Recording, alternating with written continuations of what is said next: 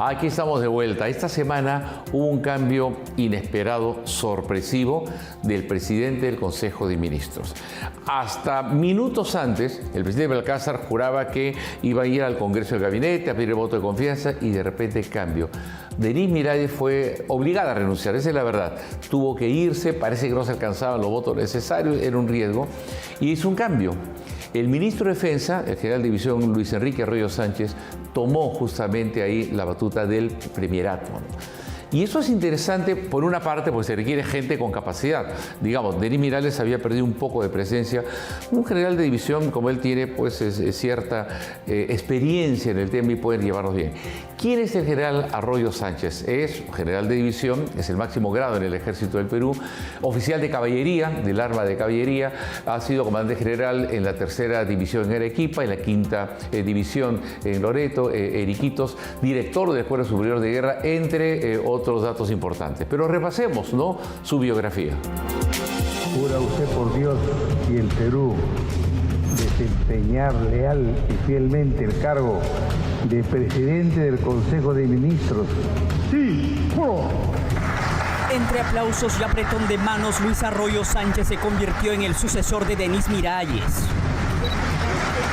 Hasta hace poco jefe de INDECI, ministro de Defensa y ahora jefe del gabinete ministerial. Aquí su biografía. Luis Enrique Arroyo Sánchez es un general de división retirado del ejército. En el ámbito académico ocupó el cargo de director de la Escuela Superior de Guerra del Ejército. En su declaración jurada para el Ministerio de Defensa consignó un proceso ante el Tribunal Militar que iba a explicar con oportunidad y también que iba a rellenar posteriormente las investigaciones. Balcázar habría sido advertido vía WhatsApp que el general Arroyo no debía ser premier porque tendría una sentencia el 2023 por un caso de propinas a soldados fantasmas en Iquitos. Este es un gobierno que actúa con responsabilidad. El flamante primer ministro deberá acudir al Congreso de la República para solicitar el voto de confianza y continuar con los trabajos que dejó Miralles. Contracorriente sigue examinando, así con escáner, a todos los candidatos y nos cuentan cosas interesantes a tomar en cuenta a la hora de elegir. Pensar bien para elegir bien. En este caso se ocupó de Roberto Sánchez, el candidato de Juntos por el Perú. Tiene 7 denuncias en su contra, algo que hay que tomar en cuenta. O sea, no solamente en su tema personal, sino también cuando fue funcionario público. Él fue ministro de Comercio Exterior y Turismo con Pedro Castillo. Entonces, Roberto Sánchez ha adoptado ciertos elementos característicos, por ejemplo, el sombrero de Pedro Castillo lo está usando como un símbolo, y algunos analistas dicen que este intento de jalar a los castillistas que todavía quedan, que no lo crean, va a poder apoyarlo también. Está subiendo, poco, pero sin embargo, sorprendentemente para algunos, está subiendo en las encuestas. Lamentablemente no es un requisito para postular el no tener denuncias a nivel de fiscalía o no tener procesos a nivel del Poder Judicial. Los candidatos pueden recibir muchas acusaciones, incluso probadas, pero que la ciudadanía cree que forma parte de más bien un cargamontón.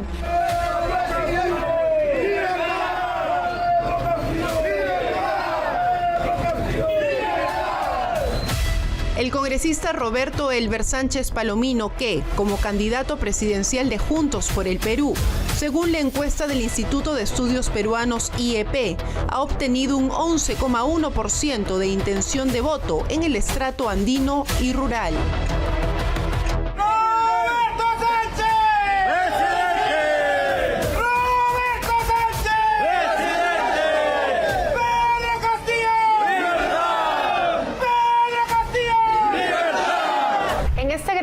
Del perfil de los votantes de los 7 primeros candidatos a la presidencia de la República, encontramos cómo en el caso de Roberto Sánchez, pese a tener un 3,7%, el 70,8% de sus votantes se encuentra en el Perú rural, posicionándose por encima del resto de aspirantes a la presidencia de la República en este ámbito. Es peculado, fraude en la administración de personas jurídicas y falsedades, ¿no? El peculado es un delito bastante serio, es un delito cometido por funcionarios públicos, solo el funcionario público lo puede cometer, y es un delito en el cual se le acusa de haberse apropiado de bienes del Estado. Pero Roberto Sánchez no es un novato en política. Fue ministro de Comercio Exterior y Turismo los 495 días que Pedro Castillo fue presidente, y su gestión fue cuestionada por convertir el Mincetur en una agencia de empleos para sus partidarios y paisanos huachanos, y otras denuncias contra la administración pública.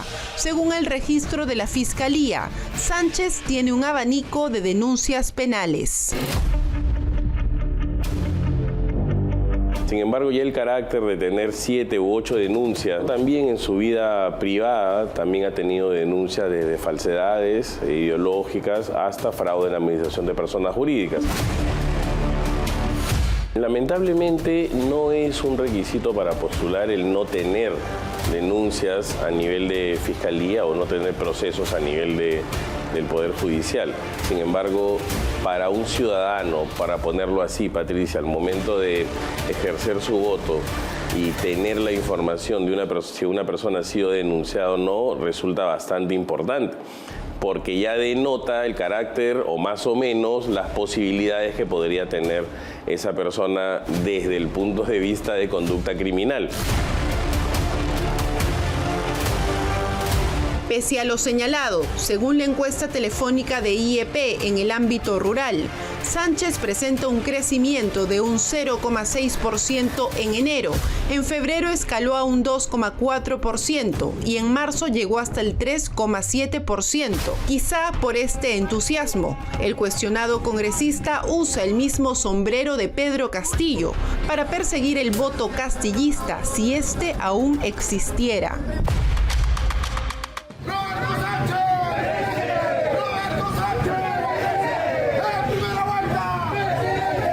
Roberto Sánchez optó por utilizar un factor identitario con el preso golpista expresidente Pedro Castillo Terrone. Definitivamente no se puede descartar que el señor Pedro Castillo, pese a haber cometido un delito y que desde el punto de vista de muchos de nosotros es correcto que esté detenido en Barbadillo, sin embargo hay un sector de la población que más bien lo victimiza.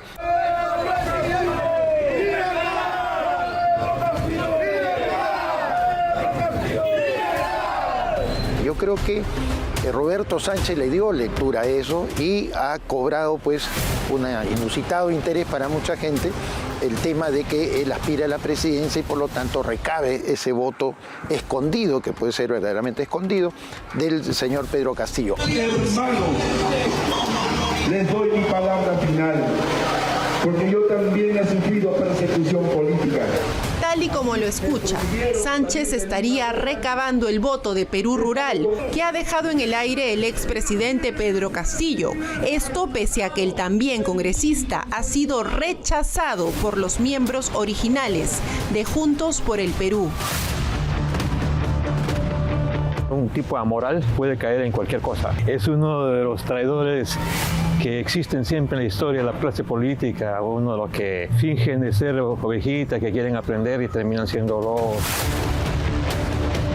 Recordemos que en los últimos años, los pasos de Roberto Sánchez han estado marcados por una serie de cuestionamientos, desde que militaba en el partido de Yehude Simón hasta su paso por el Ejecutivo, como ministro de Castillo y por el Congreso como congresista, en el Parlamento más cuestionado de los últimos años. La imagen y la moral de las instituciones del sector comercio exterior y turismo se encuentra afectada por las graves denuncias contra el actual titular de la cartera. Desde octubre del 2017 es presidente de Juntos por el Perú, aunque fue rechazado por los ex integrantes de la agrupación política. Políticamente nosotros lo hemos declarado persona grata. Roberto Sánchez llegó como una mansa paloma al humanismo peruano hasta que se encaramó en los cargos de dirección y gracias a la confianza que le otorgó Yehude Simón llegó a ser presidente justo del Perú. Y esa fue la oportunidad que aprovechó Roberto Sánchez para traicionar no solamente al humanismo sino a su mentor político que es Yehude Simón. Lo apuñaló por la espalda ha dado a conocer lo desconectada que está la mayoría ciudadana de la política, lo asqueada que se siente. Y imaginemos que nuestros compatriotas efectivamente que laboran en el campo, que se dedican a faenas agropecuarias, están mucho más desconectados de lo que podemos vivir en los centros urbanos. De tal manera que ellos solamente pueden estar sintiendo los flashes, los reflejos, las luces, ¿no? Que iluminan y focalizan ciertos aspectos. Por lo tanto, emocionalmente depositan un respaldo o trasladan un apoyo a determinadas personas.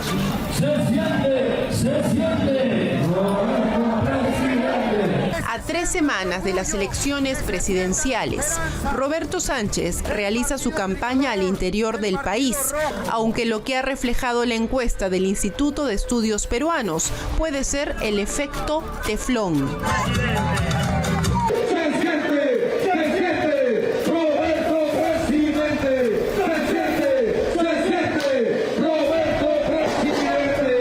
Yo me pregunto si, faltando ya casi 3 semanas para las elecciones, hemos ingresado a esa etapa que se llama del efecto teflón. Es decir, que los candidatos pueden recibir muchas acusaciones, incluso probadas, pero que la ciudadanía cree que forma parte de más bien un cargamontón, de querer ejercer algún tipo de presión, venganza, odio, hostilidad contra un determinado candidato. Roberto Sánchez para mí es el típico beneficiario del oportunismo político, ¿no? Que ha tratado de, como se denomina ya en el argot político peruano, patear hacia adelante. No le importan las serias imputaciones que tienen, saben que estas se pueden diluir en el recuerdo de las personas. Buscó un factor identitario con Pedro Castillo que para un sector de la población es una víctima. Esta vez es la hora de JP José Pedro Castillo. Como consta en la plataforma del Jurado Nacional de Elecciones, la cuñada, el sobrino y los hermanos de Pedro Castillo postulan como diputados por el partido de Roberto Sánchez. La historia no tiene que repetirse. ¡Presidente! ¡Presidente! ¡Roberto Presidente! Contracorriente puso también en la mira a un candidato que también está subiendo y bastante, que es Jorge Nieto Montesinos, que está liderando la plancha del Partido por el Buen Gobierno. Sin duda es un académico muy bien preparado, ha sido ministro de Cultura, ministro de Defensa, es un buen polemista, pero los cuestionamientos comenzaron a ir en su patrimonio. Él vivió en México muchos años, estudió allí, trabajó para organismos internacionales y compró un par de propiedades allá. Pero acá también tiene 3 propiedades, según dice Contracorriente. Tiene una casa de playa en Caballeros, en Punta Hermosa, y tiene también 2 lotes más. El patrimonio que ha él revelado, está en su hoja de vida, es en 4 millones de soles. Veamos qué dice Contracorriente.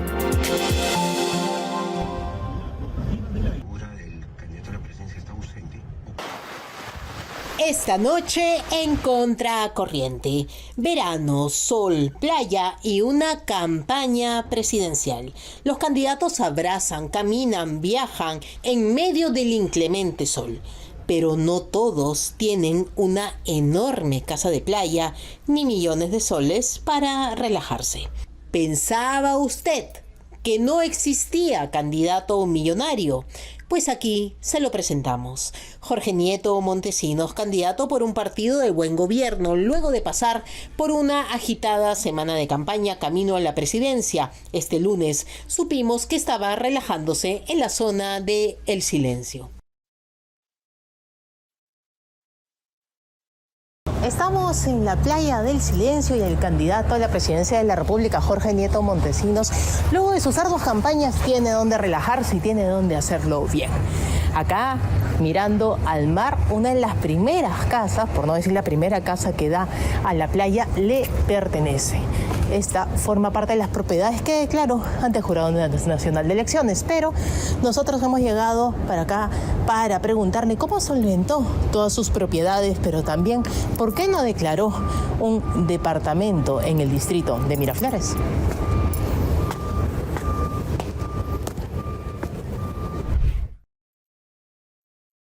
Así es, esta es la casa de playa en primera fila frente al mar del candidato de Buen Gobierno, pero él no solo es dueño de un lote, es dueño de 2 lotes en la playa Caballeros, a 50 kilómetros al sur de Lima, con una envidiable vista frente al mar. Buscamos que nos responda cómo logró comprar esa casa, pero sobre todo, cómo logró incrementar su patrimonio en menos de un año de 1 millón a 5 millones de soles. Caballeros, en el balneario El Silencio es una de las zonas más exclusivas de Punta Hermosa. El precio de un lote frente al mar puede superar fácilmente el $1 millón, dependiendo de su ubicación. Como siempre, vamos con las pruebas. Como sabrán, todos los funcionarios públicos firman una declaración jurada de bienes y rentas y otra de intereses, al empezar y también cada cierre de año. En el caso de Jorge Nieto Montesinos, quien ha sido ministro de Cultura y de Defensa, llama la atención la declaración jurada de bienes y rentas del año 2016. En enero sale 1.733.297 soles, pero en el mismo año, ahora en la cartera de Defensa, mire usted, Jorge Nieto Montesinos registra en bienes 5.420.000 soles. Y sobre todo para los funcionarios públicos que aspiran a tener una cierta representación política es fundamental explicar el origen de los fondos con los que han adquirido su patrimonio. No olvidemos que incluso hay expresidentes que están involucrados en temas penales justamente por el origen de los fondos con los que adquirieron sus propiedades. Una propiedad de este tipo, que además es una propiedad pues no bastante ostentosa, tendría que ser explicada de qué forma fue adquirida. ¿Qué sucedió para que pueda incrementar su patrimonio en casi 4 millones de soles? No es poco dinero, es una pregunta que debe hacerse. Por eso fuimos a buscarlo. ¿Estás buscando a Jorge Nieto? Ajá. Esta es su casa, ¿no? Sí. Cerca de Medina. Pero no se trata de un solo terreno. Según la información registral, el candidato es propietario de 2 lotes en esta misma zona exclusiva. El Jurado Nacional de Elecciones, él no declaró una casa en Miraflores. Entonces queríamos saber por qué. Y el tema del financiamiento tiene propiedades por un monto alto, entonces queríamos saber si con áreas de transparencia podrían decirnos cómo pudo solventar. Esa es una entrevista grabada. Pasar de 1 millón a 5 millones de soles de patrimonio en un solo año no es un detalle menor. La pregunta es inevitable. ¿Qué actividad económica permitió este incremento? Recordemos que Jorge Nieto Montesinos está investigado por lavado de activos en el Ministerio Público. Se le acusa de recibir $129.000 de OAS. Y una vez más, los documentos. En esta acusación fiscal que determina formalizar y continuar la investigación preparatoria contra Jorge Nieto Montesinos por el presunto delito de lavado de activos en agravio del Estado. Se atribuye a Jorge Nieto Montesinos ser autor del delito de lavado de activos en la modalidad de actos de ocultamiento y tenencia en agravio del Estado, por los hechos correspondientes al hecho número 1, al haber recibido dinero ilícito ascendente a $120.000, proveniente de los delitos de corrupción de funcionarios de la empresa constructora OAS, sucursal del Perú S.A. OAS, de la cual conocía o debía presumir con la finalidad de realizar el pago por asesorías pendientes, en el contexto de la consulta popular de la revocatoria de autoridades municipales del 2013. Del candidato Jorge Nieto en el Ministerio de Cultura se ven 2 declaraciones juradas correspondientes al año 2016 en donde hay una evolución desde el ingreso a la salida bastante considerable, que en un año parece una operación que en todo caso es inusitada y que en todo caso, dada su relevancia política, tendría que ser explicada cuál es el origen de ese aumento tan considerable entre un monto de ingreso y el monto de salida, ¿no? Las partidas registrales son la radiografía del poder adquisitivo de cualquier ciudadano y de evidente interés público al hablarse de las propiedades de un candidato presidencial. Si bien Jorge Nieto Montesinos se negó a darnos una entrevista, quiso hablar sobre las revelaciones que se hicieron en Contracorriente en relación a sus propiedades en un podcast. Creo que una persona que busca alcanzar el más alto cargo en el Estado peruano tiene que brindar claridad y solvencia sobre el origen de su patrimonio, más aún cuando tiene una investigación por lavado de activos en curso. No basta simplemente decir yo no lo hice, sino que habría que también presentar la justificación de cómo se adquirieron esos bienes, además por el gran número o por la gran cantidad de dinero con los que han tenido que haber sido adquiridos. La pregunta es evidente. ¿De dónde? En política las cifras importan y a estas alturas del partido, a menos de un mes de las elecciones, las cuentas deberían ser claras. Porque cuando el patrimonio de un candidato pasa de 1 millón a 5 millones de soles en apenas un año, lo mínimo que merece el país es una explicación. Esta semana Beto Ortiz tuvo un caso grave, gravísimo, que va directamente contra el ministro de Energía y Minas de este gobierno, Ángelo Alfaro Lombardi. Ocurre que este ministro, hace años cuando era gerente de una empresa eléctrica en Ucayali, violó a una menor de edad, de 15 años. Pero luego logró con la familia, fue a hablar que iba a quedarse con ella, la tomó como conviviente. Parece que fue su pareja de 5 años que la señora que se llama Jennifer Canani Panduro califica como un calvario. Pasó años terribles. Tuvieron un hijo que el Ángelo Alfaro lo enviaba a Australia, lo ha alejado de su madre, ella no lo puede ver. O sea, es una historia grave y que, ojo, es un delito, ¿eh? Ese tipo de relaciones con menores es hasta cadena perpetua. Esto ha salido a la luz porque la señora decidió hablar, buscó a Beto Ortiz. A ella no le han pagado, como dijo el ministro, no le han pagado para hablarle contra mí. No, ella quiere contar esa historia.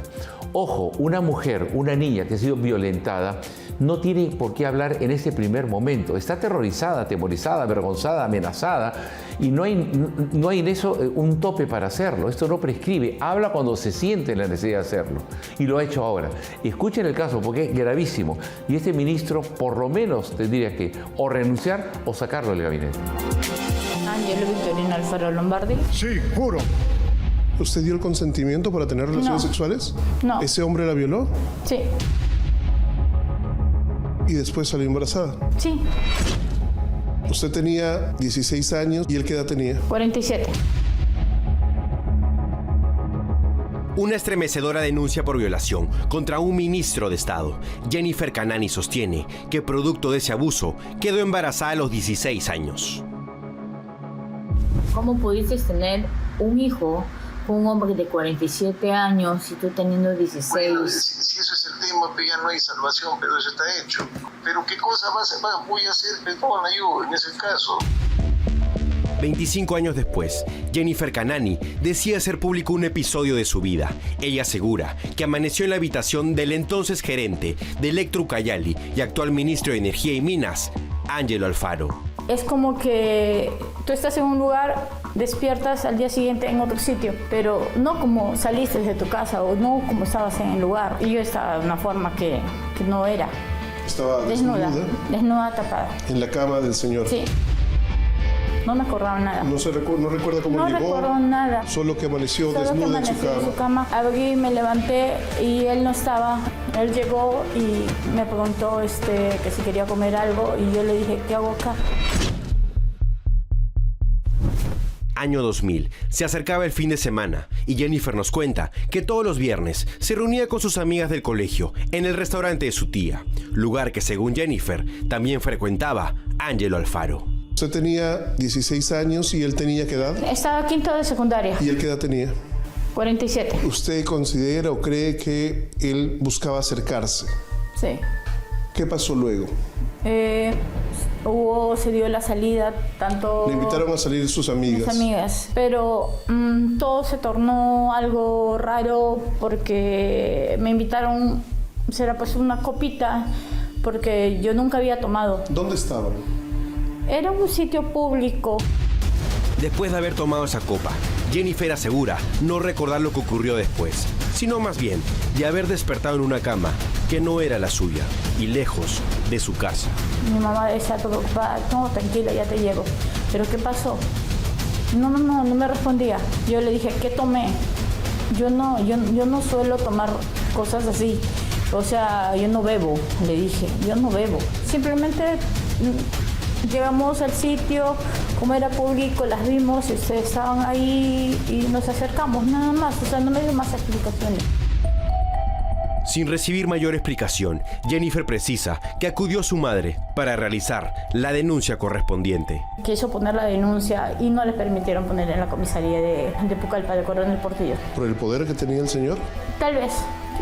Lo único que dijeron fue, voy a consultar con el comisario. Yo ya no sabía qué hacer. Llegan y le dijeron a mi mamá que no podía aceptar la denuncia, que ya había pasado ya el tiempo. Jennifer sostiene que estando embarazada, Ángelo Alfaro le pidió formalmente a su familia que fuera a vivir con él. Cuando hacían electrificación en asentamientos humanos, él siempre era bienvenido, era el querendón, pero cuando llegaba a su casa era un ogro. Al final la prensa de Pucallpa lo que hizo era el ingeniero Ángelo Alfaro con una menor de edad. El ingeniero Ángelo Alfaro embarazó a una menor de edad. Después habla con mi mamá para yo irme a vivir a la villa de Electro Ucayali. Tras mudarse con Alfaro, Jennifer asegura que vivió un calvario. Cuando su hijo cumplió 15 años, Alfaro lo mandó a vivir a Australia para siempre y desde el 2016, Jennifer no logra ver a su hijo mayor. Gritos, maltratos psicológicos, maltratos físicos, las cuales yo ya sabía que si yo iba a una comisaría no podía hacerlo. Ya tenía un niño de 5 años en ese momento. Sí. Ahora, ¿el señor Alfaro reconoce a la criatura? Sí, lo reconoce. O sea, ¿qué más le quedaba? ¿Qué más le quedaba si yo era una menor de edad? Ángelo Alfaro llegó al Ministerio de Energía y Minas tras la llegada de José María Balcázar a la presidencia de la República. Buscamos la versión del ministro. Al comunicarnos con él, nos dijo que lo fuéramos a ver el día de ayer al Ministerio de Energía y Minas. En la tarde, ¿por qué no vienes a hablar conmigo? Está bien, porque justo queríamos conversar con usted, ministro, pero como usted sabe, es algo grave. No hay ningún problema. Ya, ¿a qué hora podría estar en el ministerio? Mira, justo ahorita están cambiando de gabinete. Ajá. A 20 a las 5, que no haya más tranquilo, despejado, conversado. Ya, perfecto. Yo a esa hora estoy ahí. Y vas a ver la realidad. Sí. Con pruebas. Sin embargo, horas después, Alfaro desistió de la reunión, asegurando que no llegaría a tiempo por una reunión de última hora con el nuevo premier, Luis Arroyo. Después, a través de WhatsApp, aseguró que todo se trata de acusaciones falsas por parte de Jennifer, con el propósito de sacarle plata. Con la nueva juramentación, Alfaro fue ratificado en su cargo por el presidente Balcázar, con el que guardan notorias coincidencias. Eso permitiría que las relaciones clandestinas se produzcan, porque siempre eso va a producirse. Con la ley o sin la ley va a haber siempre ese tipo de relaciones y siempre va a haber embarazos. Incluso en el mundo establecido de 14 para arriba que las personas ya tienen madurez psicológica, ¿por qué tenemos que prohibirle? ¿Qué es lo que se gana prohibiendo a los chicos y a las chicas que tienen relaciones?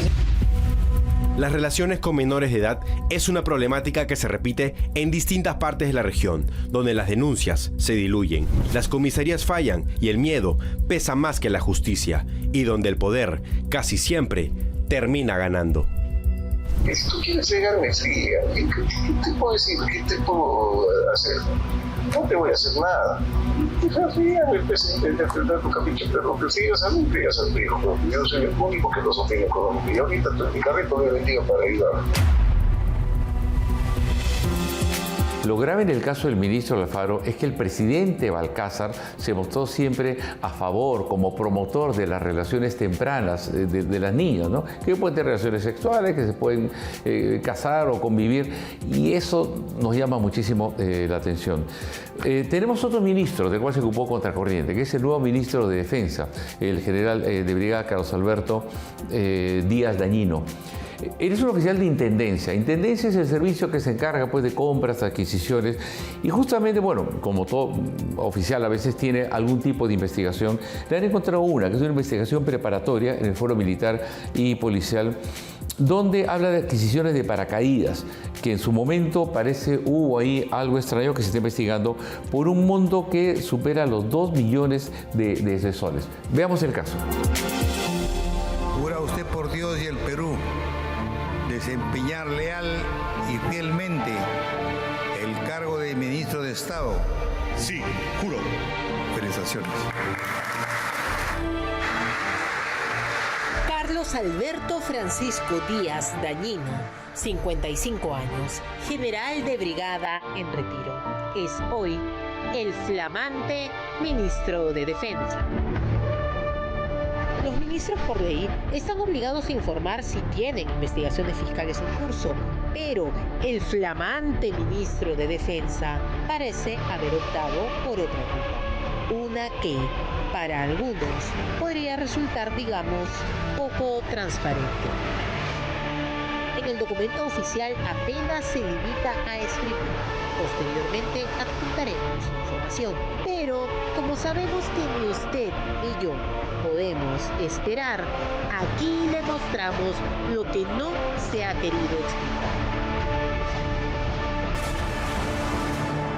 En Contracorriente no vamos a esperar la explicación del ministro, porque lo que él prometió contar después se lo mostramos hoy en exclusiva. Esta es la disposición fiscal completa del Fuero Militar Policial que hace solo unos meses, en octubre del 2025, ordena investigarlo por la compra de 39 paracaídas sin un dispositivo crítico y necesario para su uso.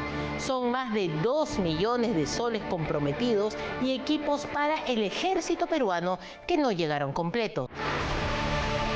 Así que, oído a la música. Esta es la investigación que el ministro de Defensa no quiere que usted conozca. Vamos, como siempre, a las pruebas.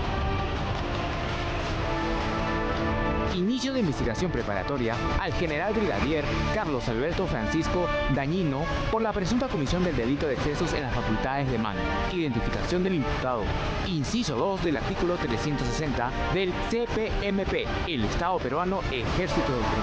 Se imputa al general brigadier Carlos Alberto Francisco Díaz Dañino como presunto autor directo del delito de exceso del Ejército del Mando consumado en su condición de jefe de servicio de intendencia del Ejército en el AF 2020.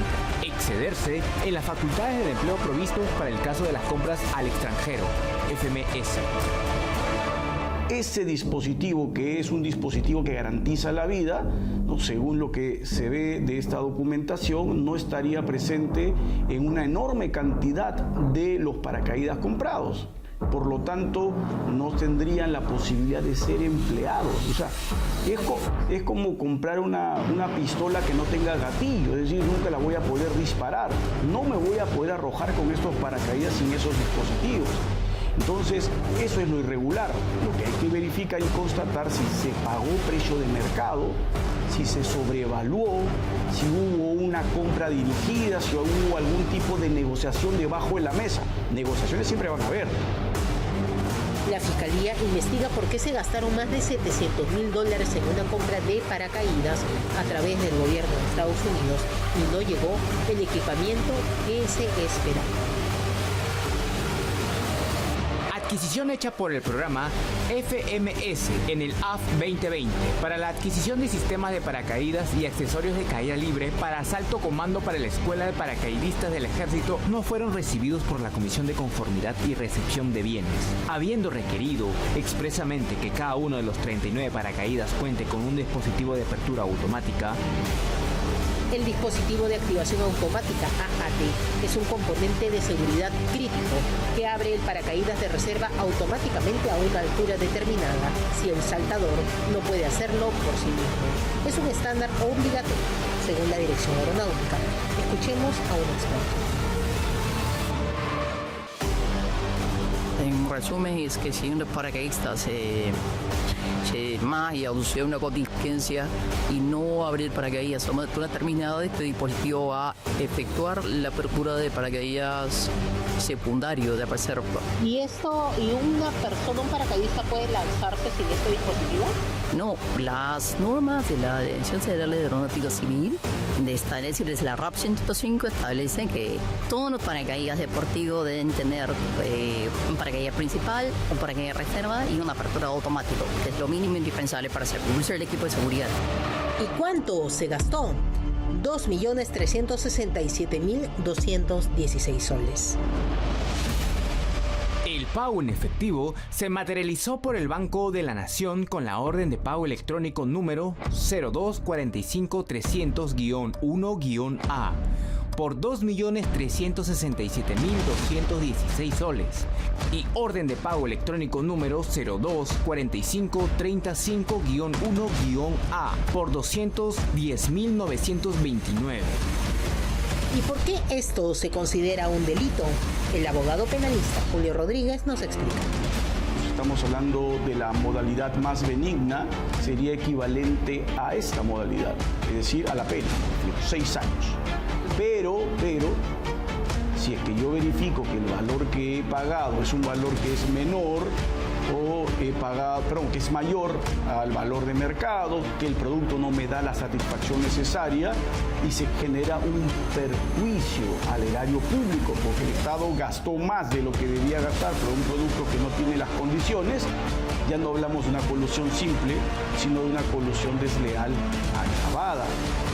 Según la Fiscalía, el problema no estuvo en quién vendió, sino en cómo se compró y cómo se controló el proceso. Pedidos mal hechos, supervisión deficiente y equipos que no llegaron completos. El resultado, dinero público comprometido, capacidades afectadas, militares sin un equipo adecuado para su entrenamiento y programas y una investigación que hoy alcanza a altos mandos del ejército, incluido el actual ministro de Defensa. Fuimos al Ministerio de Defensa a pedir descargos. Fuentes consultadas del sector confirmaron que la compra fue hecha a través del gobierno norteamericano, según ellos, para evitar suspicacias. Lo que se ve en el expediente es que el gobierno de Estados Unidos no ejecutó la compra directamente como proveedor privado, sino que actuó como intermediario a través del programa FMS, Foreign Military Sales, ventas militares extranjeras. En principio debe de conocer son aquellos actos propios del rigor militar, es decir, todos aquellos actos que se cometen en el ejercicio de la función estrictamente castrense y que tienen que ver con el rol que desempeñan en los cargos, que no vayan a ser, ¿no?, de ninguna manera delitos que tengan obviamente una tipificación en el fuero común y que estén ligados a comportamientos que podrían ser cometidos por cualquier funcionario público. Los paracaídas son fundamentales para el ejército porque permiten desplegar tropas de forma rápida y precisa en zonas donde no hay acceso terrestre, como áreas remotas o de emergencia. Son clave para operaciones especiales, rescates y entrenamiento de fuerzas de élite, ya que garantizan movilidad, sorpresa y capacidad de reacción inmediata. Entonces, ¿qué pasó aquí? El estrenado ministro de Defensa, uno de los principales investigados en esta trama, no quiso declarar para este programa. Buscamos a los demás implicados y nos dimos con la sorpresa que uno de ellos ya está en la cárcel. El general de brigada Roberto Guamaní Riveros, coinvestigado con el nuevo ministro de Defensa por la compra de paracaídas, ya está en prisión. Fue detenido por su gestión como jefe de la Oficina de Economía del Ejército del Perú, implicado en un caso de robo de combustible. La DIVIAC los indicó como parte de la organización criminal involucrada en este caso de sustracción sistemática de combustible y acusada de la presunta comisión del delito de peculado doloso agravado. Una compra millonaria, equipos incompletos y una investigación fiscal en curso, con el hoy ministro de Defensa involucrado en la compra de paracaídas que se convirtieron en un riesgo aeronáutico y de seguridad operacional en todo el país, porque en el aire no hay segunda oportunidad. Nos toca ir a comerciales y más adelante, TGP, transportadora de gas del Perú, está buscando que la crisis del gas natural que provocó sea calificada de fuerza mayor, algo fortuito. ¿Para qué? Para evitar penalidades. Además, Contracorriente nos comparte la trágica historia de Marlene Vargas. Su hijo fue asesinado cuando trabajaba como chofer de una combi en Lima Sur.